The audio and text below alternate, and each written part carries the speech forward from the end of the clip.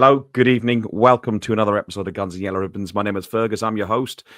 No football for us this weekend, but we've got lots to talk about. We're going to talk about that trip to Newcastle.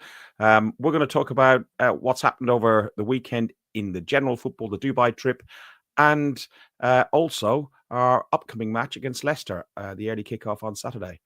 Enjoy the show. Welcome to another podcast by Guns and Yellow Ribbons. This is your Arsenal podcast by Arsenal fans for Arsenal fans. Enjoy the show.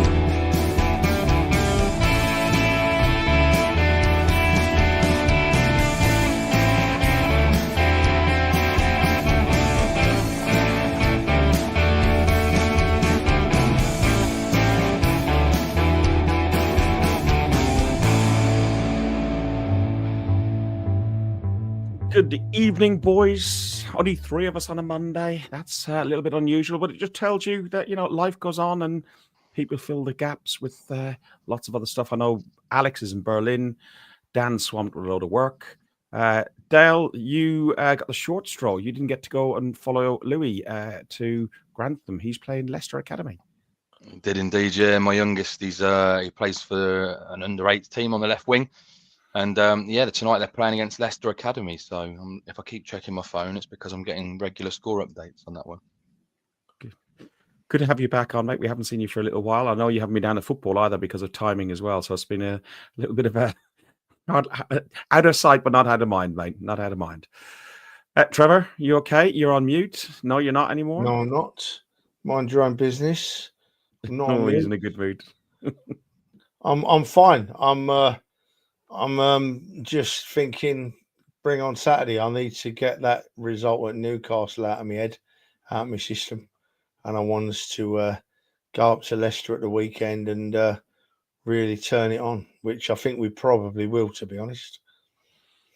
Let's look at that Newcastle fixture. So we were up there, myself, yourself, Dan, quite a few of us were up there. We went there with a lot of belief, Trevor. Especially after the 5-1 drubbing of City on Sunday. I think we went there with a bit of belief anyway, even ahead of that result, because a 2-0 scoreline is a really difficult scoreline for anybody to try and defend. But with us beating City in the fashion that we beat City, that filled us with a load of hope, didn't it? Yeah, it was a sort of a strange situation, wasn't it? Because we were if we're honest, we've got to be honest with ourselves, right? We were well beaten by Newcastle at our place. They played really well, came and got a 2-0 lead. And so my hopes weren't high. But then when we beat Man City 5-1, you're thinking, oh, well, anything's possible here. We're right on top of our game. We can go up there and possibly pull it off. So I went with a bit of hope. But if I'm honest, Eddie Howe played a blinder, played completely the opposite game to what I expected Newcastle to play. They pressed us really high up the field, didn't let us get a kick of the ball for a bit. And honestly, after about 10 minutes of the game up at Newcastle, I thought, they're too good for us tonight. I really did. I just thought we've not got it in us to beat this lot tonight. I was gutted, but, sometimes you just have to hold your hands up and say that we were the second best side over the two legs. Yeah, I think we're well managed, and we'll go into the game in a little bit more detail. Dale, you must be sitting at home thinking like, oh, yeah, this, we can go for it. Especially the way we started against City and got that early goal in the first minute and a half against City. If we had done the exact same against Newcastle, and the lineup was strong, Martinelli was out due to injury.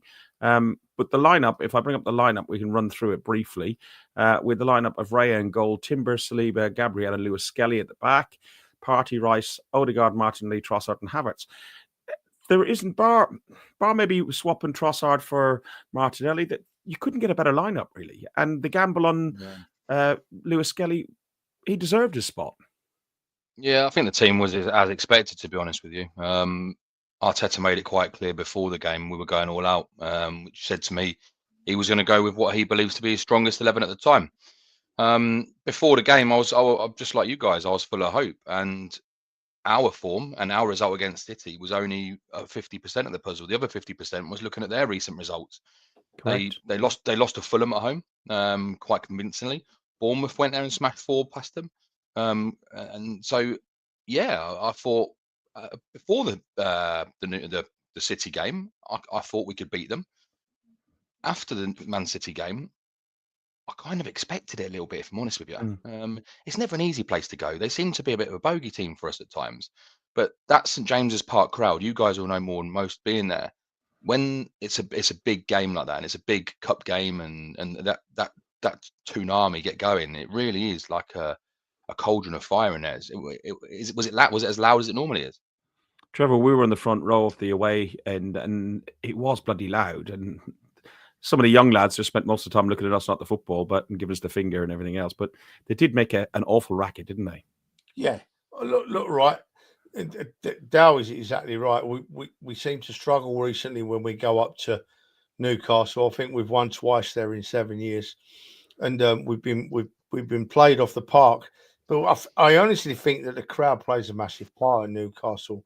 I've only ever seen them silenced once on one of our visits up there, but they went to St James's Park for the second leg in party mood.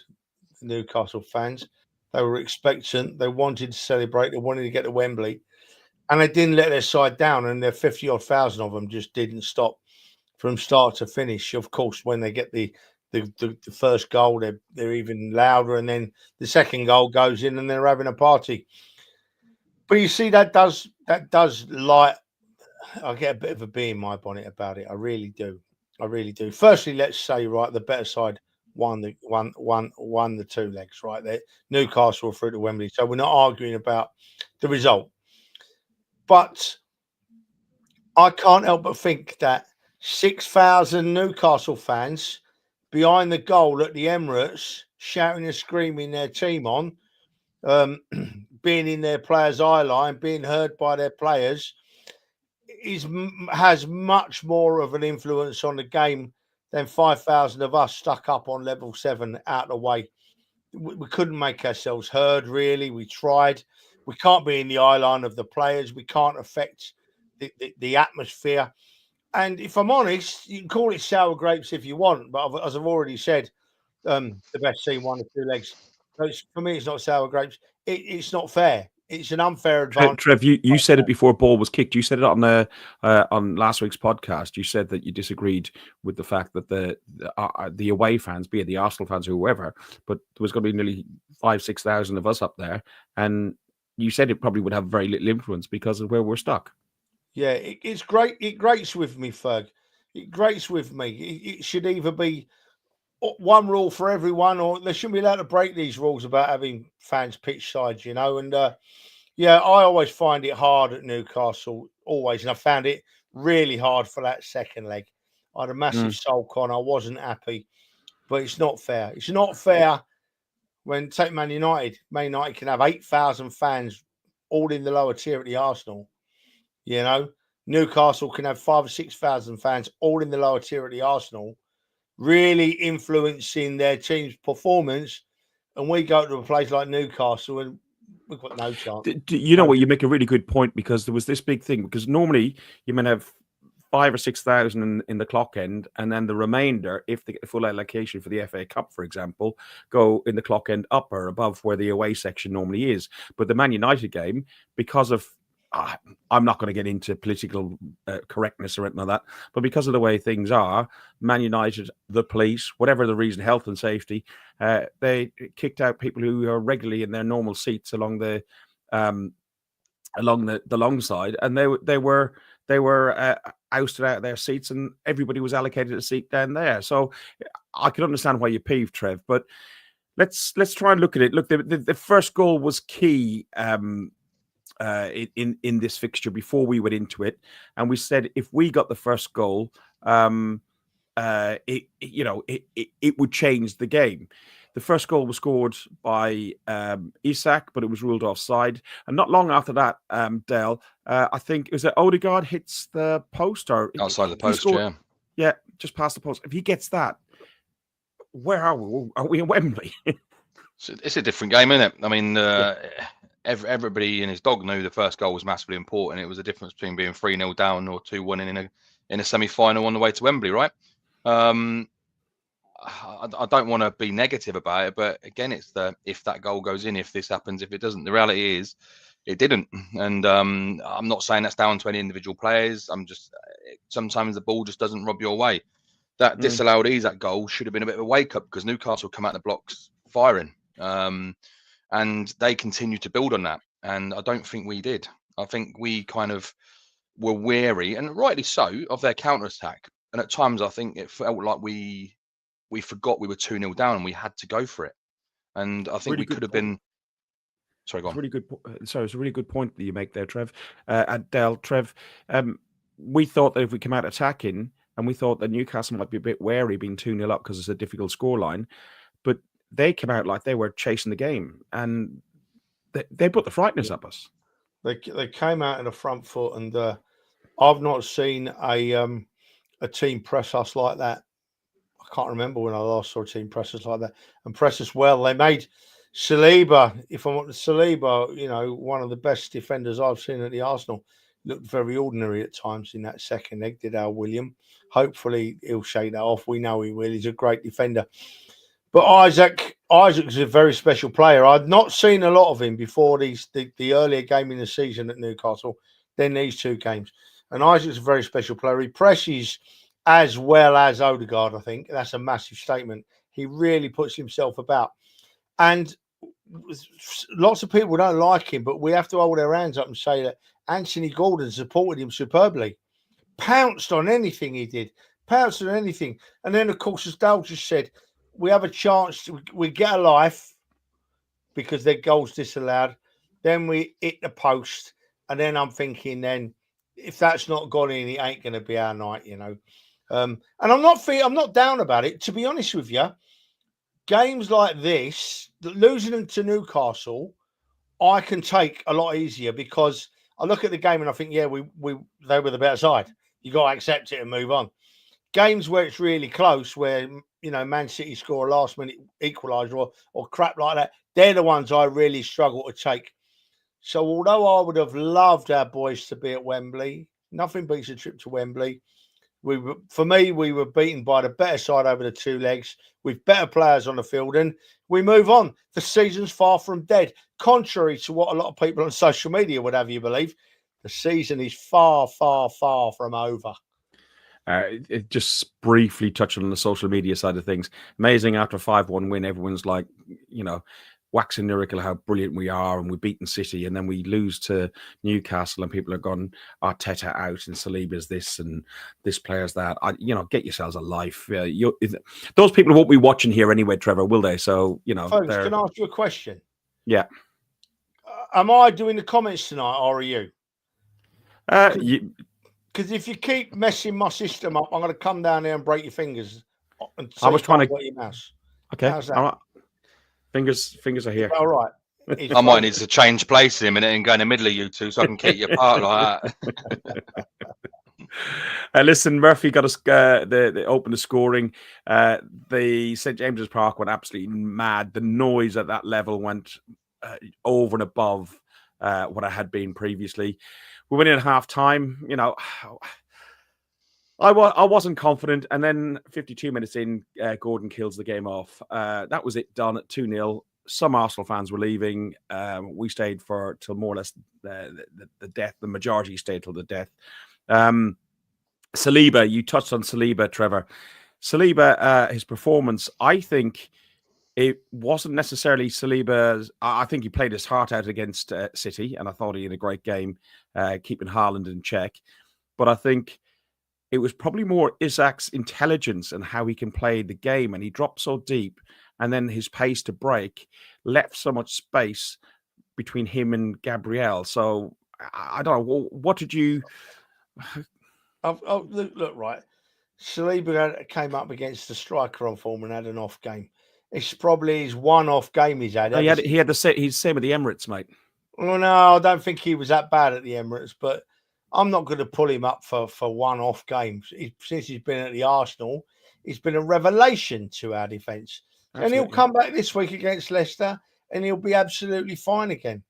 That Alexander, I don't want to keep going on about Newcastle, but we got thrashed by him, so I suppose we have to. That Alexander Isak is a very special player, he don't look like he's doing a lot. He don't look very quick. He don't look like he should have close ball control. He don't look like he should be able to press. But he does all of them things really well, you know. He does all of those things really well. And I'm gutted he doesn't play for the Arsenal. I really am, because I think, and people are going to pull me and say I'm having a go at Havertz. I'm not having a go at Havertz. But I would love to see Isaac playing up front with Odegaard behind and Saka and Martinelli or Trossard or Nwaneri on the wings. Wow, it'd make a hell of a difference to our team. So good luck to him. I got pulled up about it as well, but I hope Newcastle go on and win it now, because it's the lesser of two evils for me. What did you make of the Saliba Isak battle then, Dale? I thought Isak was just very, very clever. I don't think it helped us playing such a high line, because, like you say, he doesn't look all that. But one thing I've noticed about Isak, especially in the couple of games we've played him, he will hang back and he has got the pace. So if he's facing the defender's got their back to goal, right? By the time he's got to run at them, they've got to turn around and go back. That ball in behind and over the top, he's got more than enough pace to get in there every time. And because we were playing such a high line, the gap between our centre halves and Raya was too big. And Isak was just getting in there time and time again. It's not just us; he does it against everybody. He's a fantastic player. But this isn't the Guns and Alexander Isak podcast. This is the Arsenal podcast. So going back to what we said, it wasn't Saliba's best game. But as Trev said, I'm not going to pick him out for one bad game out of the 100 he's had. Exactly. There was other players, like you mentioned, David Raya. David Raya was at fault for the second goal, passing out to Declan Rice. You know, not everybody had a great day, and they done really well. Listen, we're going to move on a little, but before we move on, I would like to just put this up here and we've had 60,000 views on YouTube. Also, all you people on Twitter as well. If you do go over to YouTube, it counts as a view for us as well. But 60,000 people have viewed our show. Thank you very much for that. If you are watching on Twitter, or X as it's called now, please do go over to our Guns and Yellow Ribbons YouTube channel. Click like and subscribe. It helps us out along the way. On that note there, Fergus, can I just say, actually, we didn't mention this before. So tail end of last year, the wife and I went to Sorrento for our wedding anniversary, and we got talking to an Australian on a boat. And the Australian, I didn't think nothing of it. We just started talking about Arsenal, and the podcast came up, and they actually sent Fergus an email to the Guns and Yellow Ribbons podcast saying we met Dale in Sorrento, we watched some shows, and basically good luck, and it was a great show. So yeah, it's amazing how you get different viewers from all over the place, isn't it? It's crazy. Well, we bumped into Mark, I think the guy's name, I don't know what his surname was, Trevor, outside the Gunners Tavern. And he was asked us for a photo and said, you know, he liked the show as well. So it's really nice to meet people, and when they say hello to us, it is nice. I'm not bothered if they do or they don't, to be honest. Oh, you're miserable today, aren't you? You're miserable. Do you need to go to Dubai? We've just talked about the Arsenal getting a spanking. We've held our hands up to it. We've talked about it. Don't expect me to laugh about it. I'm grumpy about it now. Move on to something else. We're not laughing about it. We were moving on. You grumpy old git. You need to go. You need to go to Dubai. Can anybody remember exactly what the record was? But I know the last time we went to Dubai last year, we came back and we went on an almighty winning streak, and we were just unlucky to get pipped to the post and not win the title. Trev, do you know the stat? Dale, do you know the stat? I don't know it offhand. I know it was loads. Loads. Thank you, Trevor. Was it about 16 unbeaten or something like that? Something like that. Yeah, Yeah, it was in all competitions, but it was the catalyst where we had drew one and lost one game. Okay, 15 unbeaten. Adam says, but leading up to that, we had a difficult time against Fulham. We had a difficult time against West Ham. So I'm just hoping, together with some warm weather training, we'll bring back some players who are on the injury bench. We're talking about Ben White should be available. What do we do with Ben White, Dale, then? Because we've got Ben White, we've got Timber, we've got Calafiori, and we got Lewis Skelly. I think it's a very good question. Who do you start? I don't think you change at the moment. I don't think Timber's doing a lot wrong, truth be told. I think overall, Ben White is probably our right back. I don't think there's any secret behind that. But Timber's earned the right to be there at the moment, and I think Ben White will. Well, I think he should be introduced slowly to give him some minutes, which I can't see anything other than that happening. 15, 20 minutes maybe at a push, and then going from there. And then it's down to him, right? It's down to him to put the effort in training and oust Timber. Timber's earned that spot, just like Lewis Skelly has. Now, Calafiori, before Lewis Skelly came in, seemed to be the kind of left back. The Timbers had a stint there as well. Tomiyasu, I'm not sure what's happened to him. Is any idea when he's due back? But kind of injury. Yeah, I love Tommy, but I don't see how Tommy gets back into that contention. To be honest with you, he's got to put a hell of a shift in, and I think Ben White's gonna have to do the same to take Timber out of that place. Timber's earned it. I think he's been great. Go on, Trev. I'm the opposite style. I think that we've missed White more. White hasn't been mentioned enough how much we've missed him. And when he's fully fit and he's without risk, straight back in for me.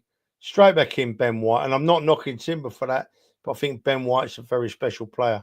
And it may well be the reason why our goals from set pieces have dropped right off since White's been injured. I don't know for a fact, but it plays on my mind. So, yeah, I understand Dale's point. Absolutely, Dale, I do. Timber's not let us down. But for me, White comes in as soon as he's fully fit and he's not at risk, comes straight back in, and we start getting that right side of that field moving again nicely. Timber can play any position. You're right about Skelly. Skelly's earned the right to play at left back. And we've got loads of cover there now, aren't we, when they're all fit? Tomiyasu, I don't think about Tomiyasu anymore because he's a fine player, the lad. But if he plays on Monday next week, he's injured again on Tuesday, isn't he? So I don't even take him into account nowadays, Tomiyasu. It's a shame, but he's just never been fit for us. So, yeah, players back from injuries, and we look further up the field. Saka's back training, looks really fit and bouncy. Very important part of the club, as we know. So, yeah, I'm hopeful that we can start in with Leicester this Saturday. We can go on another run, and there's absolutely no reason why we can't go on another run. And Liverpool are going to get an injury or two. They've had a great season so far, but I thought that yesterday they showed Liverpool that if they lose 2 or 3 players, they're going to struggle a bit, because they're the same as us. Under the cover, there's not much action, So, yeah, it was interesting to see over the weekend, like with the FA Cup and what's not been in the FA Cup, watching Liverpool get knocked out and seeing when they didn't have Van Dijk playing and he wasn't even on the bench. It made a huge difference to them, and then that the depth underneath their really strong squad when they start playing some of the youth players. A couple of injuries, Trev, and they could be in a little bit of trouble. Yeah, look, right, and I do try. I know it's hard, right, but I do try and get through to social media a bit. Mainly on here. Don't for a minute think that our season is over. We've seen some after the Newcastle defeat. I saw some dreadful things on social media. From people that I used to look up to and respect and enjoy their company, and they're still my friends. They'll always be my friends, but I don't agree with what some people put on social media. It's far from over, and all the negativity doesn't help. You know what I mean? We've all got to be positive. We've all got to be Arsenal fans together, and I see no reason why. I mean, it may not happen. Bloody hell, who knows? But I see no reason why we don't come back from Dubai flying. And if we can come back from Dubai and go on, I hope we're not walking. Run, it changes. I hope we're not walking, Trev. It's 6.5 hour flight. They'll have to leave now if they want to get back. If they're not flying. Walking to where? Back from Dubai. Sorry, it was just back from Dubai. Oh, right. I don't care about Dubai. I don't like the place. It's horrible. We talk about Liverpool, right? Let's not forget. So they've got their next 4 or 5 games are massive for them and massive for us, right? They're starting with Everton away on Wednesday. That's a derby. It's the last ever derby at Goodison Park. Everton are going to be up for that like we would not believe. They are not going to want to lose that game because it's going to be something that's cemented in history, right? So Liverpool could easily drop points there. After that, they're at home to Wolves. But other than that, if you look at their fixtures, they're away at Villa. That Villa Park on a Wednesday night will be absolutely electric. They're away at City after that, and then they've got Newcastle after that. They've got the next 4 or 5 games are huge, absolutely massive. It's like people forget that Liverpool played the majority of the top 6, the top 8 at home. Away from home, they've still got to go there. I think we're the only big club got to go back to Anfield. Yeah, I was going to say, I think we're the only big club that got to go back there. So, and look, Liverpool have also got mid-March. They're going to play Newcastle because they smashed Spurs 4-0 in the semi-final. How funny was that? So, they've got that game as well, which will mean they've got further fixture congestion with the Champions League coming back and everything else. This weekend, we had FA Cup final, our FA Cup football. Trevor, you went and saw non-league football. You went at Boston United. Bumped into a few Gooners there as well. Yeah, I do. I always go and watch a non-league game when we're not playing at the weekend. And I went to Boston United this week because they were playing Barnet, top of the league.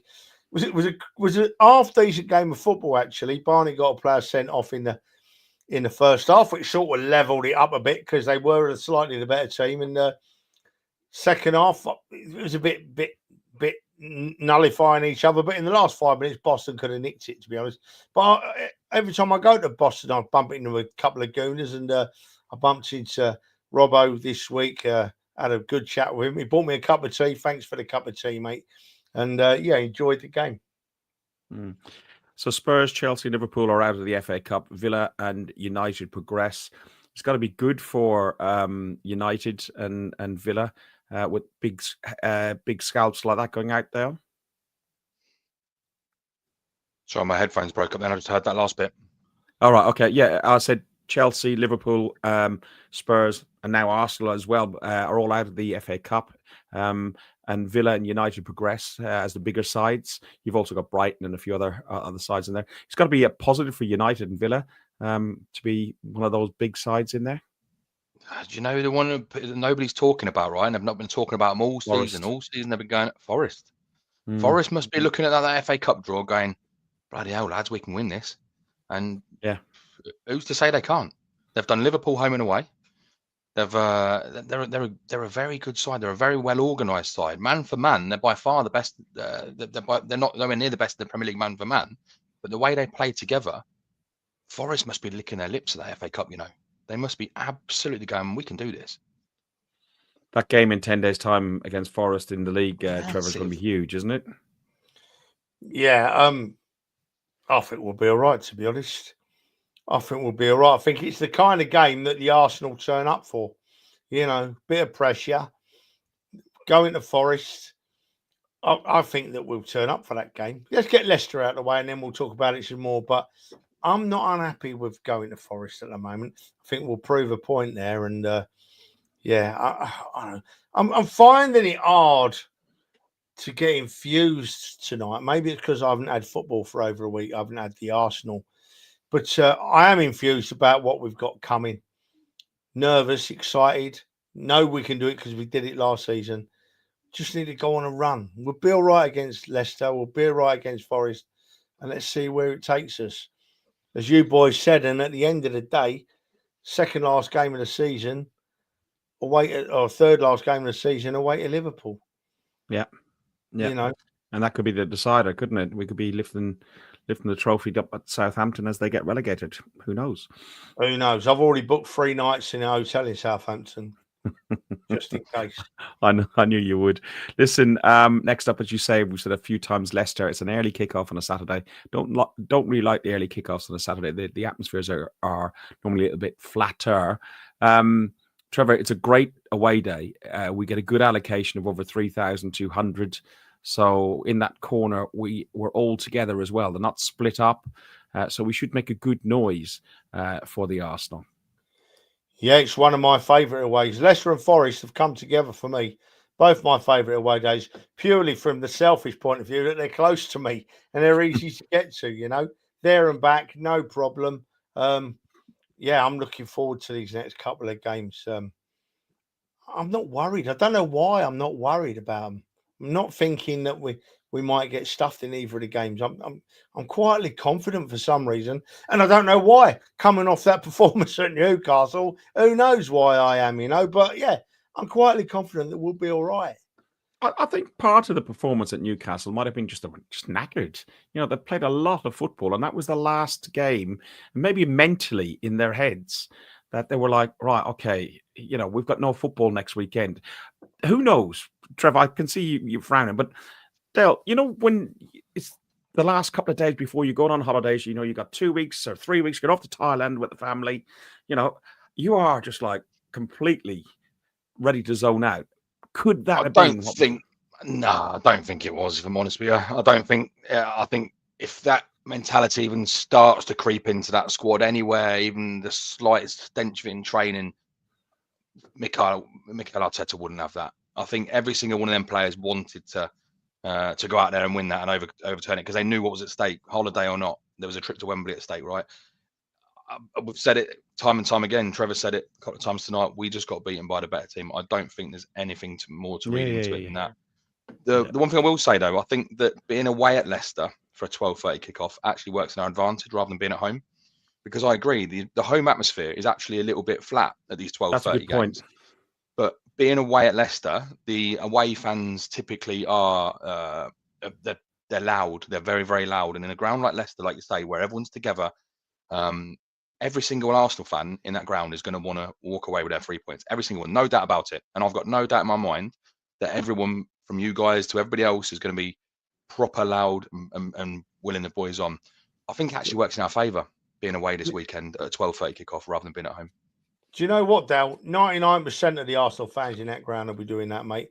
But there will just be the one little tiny undercurrent that will be thinking, oh, if we lose today, I'll be able to get some clicks. I'll be able to write some more crap on social media. You know what I mean? So, Dale, I'm with you. Fortunately, we drown them out and we shout them out. But yeah, exactly. Yeah, and you know what? Those people there, I'm not going to mention names because it's not right to. Never. I don't want to sink to that. No, I'm not going to sink to that level. But what I'll say is, when people are saying what they're saying on social media and questioning their support for the Arsenal, don't go. It's that simple. If you don't go, there are plenty of others willing to take your place. That's all I'll say on that matter. The only thing I'd add on that matter is the club would be very happy if they didn't go, gave up their season ticket, and then they could sell that season ticket to a tourist instead, and they could make a load of money and kill the atmosphere even further. But that's on a completely different aside. We love you, Arsenal. We do. Oh, Arsenal, we love you. I'm practicing for Leicester now. We won. We've won the last 5 games against Leicester head-to-head. Leicester have only won 4 games this Premier League season, losing 15 of the 24 games. They've conceded 53 goals and kept 1 clean sheet. Trevor, on this game, Namweri's got us. I've clearly pronounced it wrong again, and Dan will be in the chat slagging me off. But he'll be in. Ethan will start again because of Martinelli not being available. Would you change the lineup much from the Newcastle lineup? I can't fault Arteta's choice of lineups all season, Ferg. I think he's gone strong in every game we've played, and he's showed a commitment to us trying to win something. We've fallen short in the FA. How we fell short in the FA Cup, I'll never know, losing to that dross from Manchester. But he's gone strong, and I'm sure he'll go strong for the rest of the season. Whether he puts Nwaneri in from the start, yeah, he's probably got no choice because of Martinelli or has he? You know, he has my faith. Arteta has my faith when it comes to choosing a side, because I've not disagreed with his selections once this season, mate. He's gone strong for every game for me. Are you the same, Dale? Have you agreed with all the selections? I think he's can't fault the best option. With the injuries he's had, he's done the best he could, hasn't he? Yeah, no, I agree. I had a conversation yesterday actually about whether Sterling would play some part.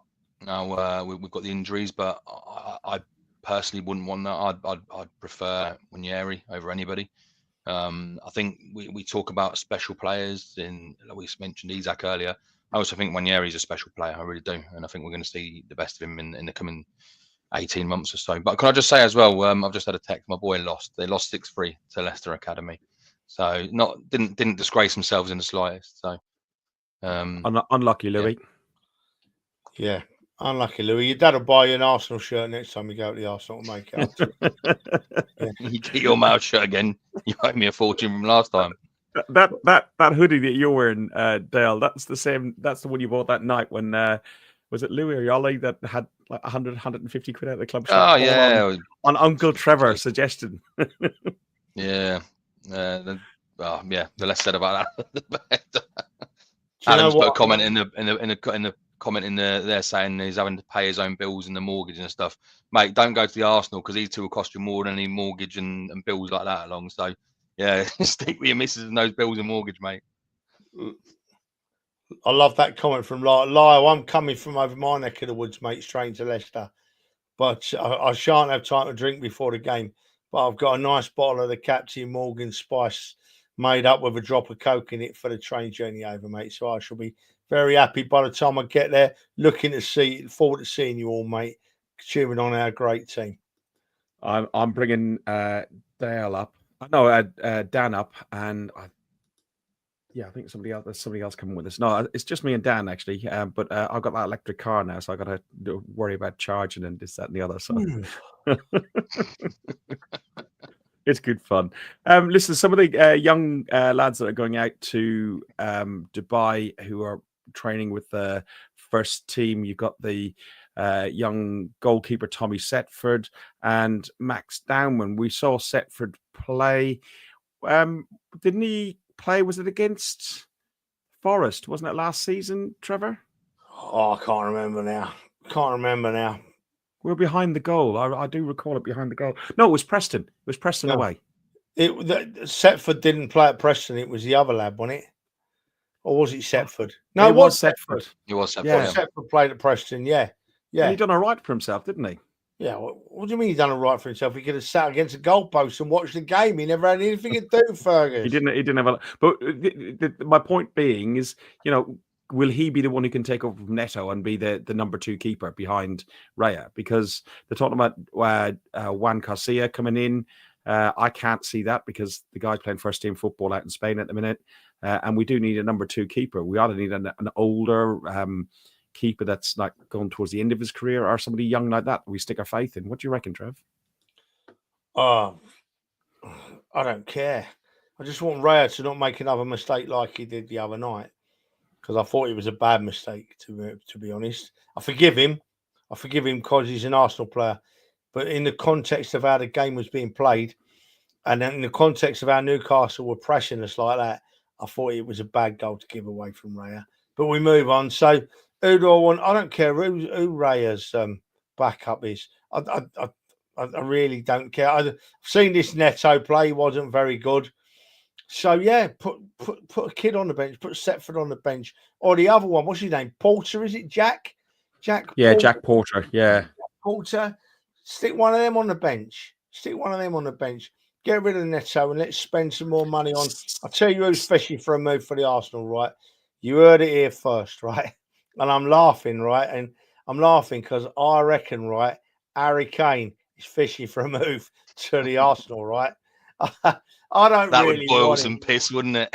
I don't really want him as a player, to be honest. He's had his day, but by God, we would live in the heads of Tottenham fans for the next 20 years, mate. I'd take him on a 6-month deal. A 6-month deal or something like, because his wages would be ridiculous. He'd want silly money and he'd do a job, but no thanks. No. We got rid of that dribbler before. So before we move on, guys, FA Cup draw. We're saying about Forest, right? Forest must be licking their lips. Forest, if they get past Exeter, have drawn Ipswich at home. Plymouth Argyle for beating Liverpool have got Man City away. Newcastle at home to Brighton. Man United are going to lose at home to Fulham. And the only other big one I'm interested in is Aston Villa at home to Cardiff. So Forest have, maybe it's written. I don't know. Couldn't give a toss. That went in here and out here. I heard in it, so I won't be watching it. I'm a bit like that. I did hear on TalkSport though that before a ball was kicked before the third round, Forest were 16-1 to lift the FA Cup, I think Hawksby and Jacobs, one of them, put a couple of quid on it. So yeah, all right. Listen, we don't really have very much to talk about further than this, except for we will be back again Friday to do the preview show and back again on Monday. There isn't an awful lot of Arsenal to talk about because we didn't play this weekend, but we do thank everyone, the 195 of you, for tuning in. If you would take a chance to go over to Guns and Yellow Ribbons on YouTube and like and subscribe us, it would be very much appreciated. Dale, thank you very much. You did want to make sure that we were done by 8, and I know we're done a little bit earlier, but thank you very much, mate. And we'll see you for West Ham. Hopefully, yeah. Hopefully West Ham. Yeah. Trevor, I'll see you on Saturday. Yeah, you're driving up, aren't you? So my train gets into Leicester about 10:30, so I'm just gonna get straight up to the ground and have a couple of beers in the ground. But I'll have been on the Captain Morgan's all the way there, so I shall be quite warm and merry and happy. Look, right, we can't go. We've not really looked at this Leicester game properly, right? One game at a time. So all that should be in all of us minds now is Leicester away this weekend.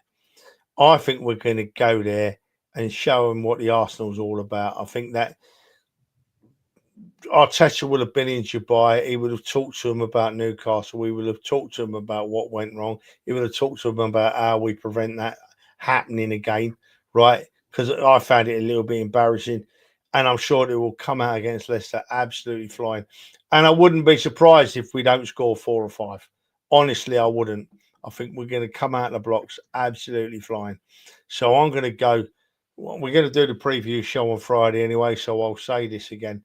But I think we're going to score at least 4, maybe 5, even 6. We're going to really, really be flying on Saturday at Leicester. And I, for one, can't wait for it. I've nothing else on my mind apart from watching the mighty Arsenal. And, yeah, here we go. I'm not on the preview show, so I'm going to put 2 predictions out there this week. I'm going to go Everton 1, Liverpool 1 on Wednesday night. And I'm going to go with Leicester 0, Arsenal 4 for Saturday. Yeah, I think Leicester might get a goal because Vardy always seems to score a goal against us. So if Vardy plays, he's not injured at the minute, so he could get a goal against them. But yeah, I'll save my prediction till later. Boys, I'm going to press that button.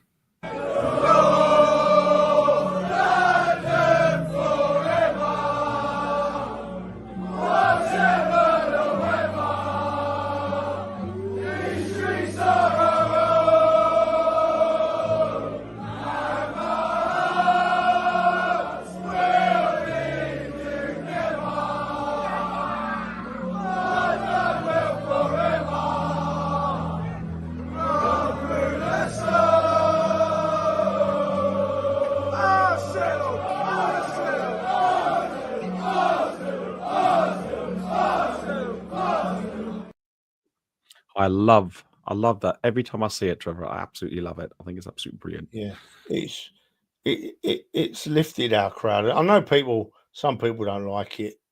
You know, they're entitled to their opinion. But if you take away everything and then just look at how it's lifted our fans, it's done its job, that song. It's done its job 100 times over, you know. I can't wait to be. When are we back at the Emirates again? The West Ham game. West Ham, not this weekend, the following weekend. So we had all them games in January, and now we can't get a game for Toffee, can we? You know what I mean? It's a strange old time. Chelsea week after that. So West Ham and Chelsea next 2 home. Yeah, and then don't forget, right?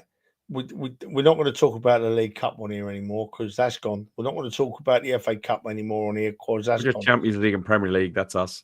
But we've still got the Champions League and the Premier League to talk about.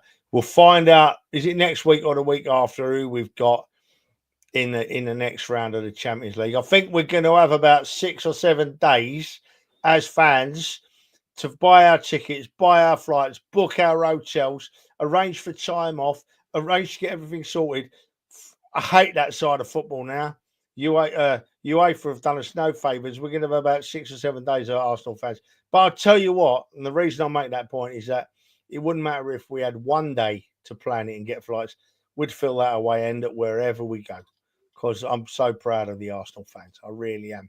I wish it could be longer tonight. I feel like it's been too short. I've been in a foul mood. I've got the ump, but it's blighting me a little bit. But You know, There's join us not a on huge amount Friday, to talk about, though, mate. There wasn't a huge amount.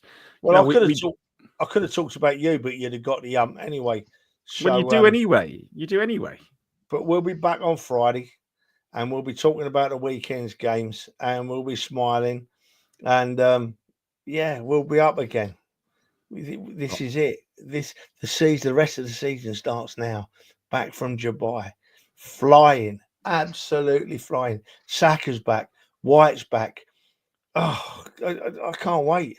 He's gone from being really miserable and down here to like really ecstatic he's in about 10 seconds. 45 minutes. We've already got to go, and he's lit up again now. Here we go. Well, you two boys ain't bright enough, are you, to see what I've done there? You know what I mean? In that, I said the FA Cup's gone. I said the Carabao Cup's gone. So all that stuff is gone, right? So now we can smile and think about the positives and what we're going to win. And how we're going to push Liverpool, because them Liverpool fans are doing my nutting. They've got an opinion on everything. I put a post on social media, right, about Boston United playing Barney at the weekend, and who pipes up? A bloody Liverpool fan having a go at me. Where do they come from? Have they got nothing better? Ain't they got jobs on, I think, in Liverpool to be doing? Or we know they have that question, don't they?